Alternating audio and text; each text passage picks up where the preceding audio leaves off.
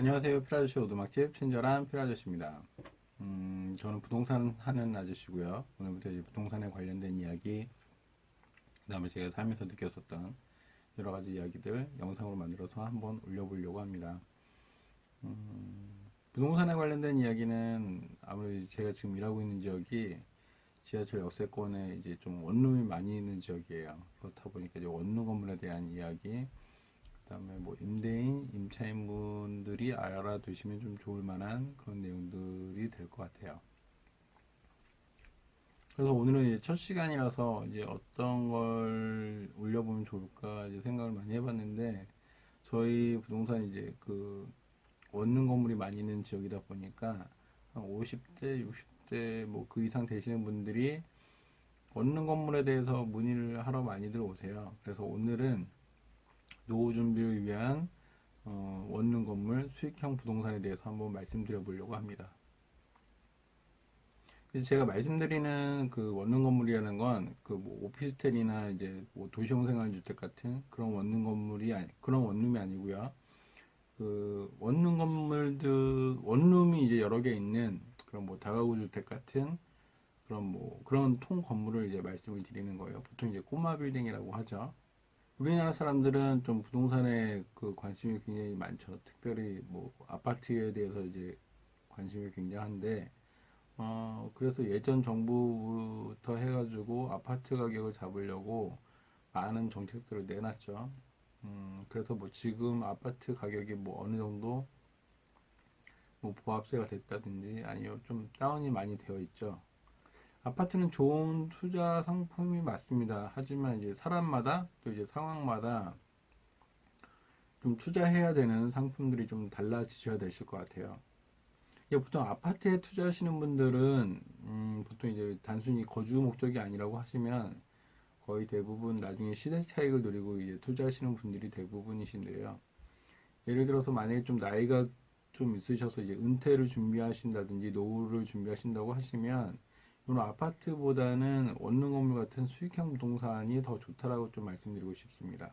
왜냐하면 이제 돈이 많으신 분들은 뭐 아파트 여러 개 사가지고 하나는 뭐 내가 살고 나머지는 이렇게 세 주면서 월세 잘 받고 있다가 나중에 또 아파트 가격이 오르면 또 팔고 해서 또 시세 차익을 누리시고 이렇게 하실 수가 있으신데, 일반적으로는 사실 그렇게 하기는 좀 힘들죠. 보통 이제 집이 하나 있으시면 그게 거의 대부분 전 재산일 가능성이 크거든요. 근데 거기다 또 은퇴까지 해서 뭐 월 수입도 이제 없어지고 하시면은 굉장히 답답해지시죠.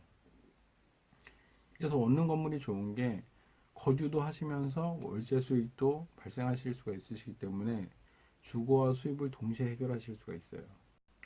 원룸 건물의 장점을 말씀드리자면 그 첫 번째가 그겁니다. 그 거주도 하시면서 월세 수익도 발생하실 수가 있다는 거죠. 만약에 이제 같은 금액으로 이제 아파트에 투자를 하셨다고 하시면 뭐 큰 방에는 뭐 주인이 살고 뭐 작은 방에는 세입자들이 살고 이게 거의 이럴 수가 없잖아요. 뭐 예전에는 뭐 그런 경우는 있으셨어요.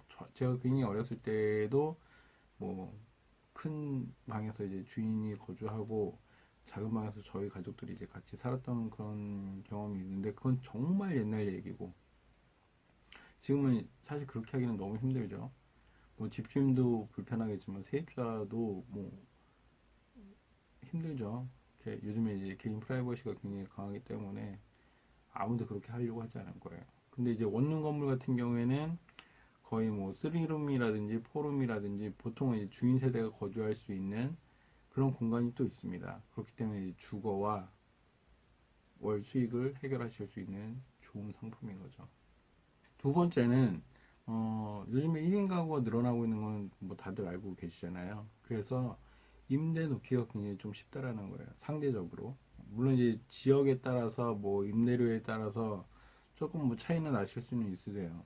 뭐 아마 이 영상을 보고 계시는 뭐 임대인이 계시다고 하시면 뭐 우리 집에는 아직 뭐 공실이 몇 개가 있다라고 이제 뭐 하실 수도 있겠지만 음, 뭐 제가 지금 일하고 있는 지역도 임대가 굉장히 잘 되는 지역임에도 불구하고 공실이 있는 집들이 아직 있습니다. 근데 사실은 이제 부동산을 알고 있거든요.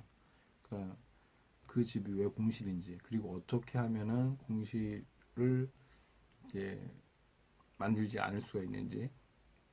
근데 아직까지 그런 집들이 공실이라고 하는 거는 부동산이 얘기를 해주지 않았다든지 아니면 얘기를 해줬지만 집주인이 그냥 알았어, 괜찮아 이렇게 이제 그렇게 해서 이제 부동산 얘기를 듣지 않았기 때문에 이제 공실이 되는 경우가 사실은 거의 대부분이시죠. 요것도 나중에 한번 기회가 되면 어떻게 하면 이제 공실을 없앨 수 있는지 그런 방법도 알려드리도록 하겠습니다. 사실은 이제 근데 뭐 별로 대단한 건 아니에요. 세 번째는 아파트 같은 경우에는 보통 이제 정부 정책에 따라서 가격의 변동이 굉장히 심하죠. 뭐 아마 지금도 그럴 겁니다. 뭐 2억, 3억 떨어져서 또 다시 올랐다가 또 떨어졌다가 이게 굉장히 심한데 사실 땅값은 오히려 좀 떨어지기가 더 힘들죠. 음.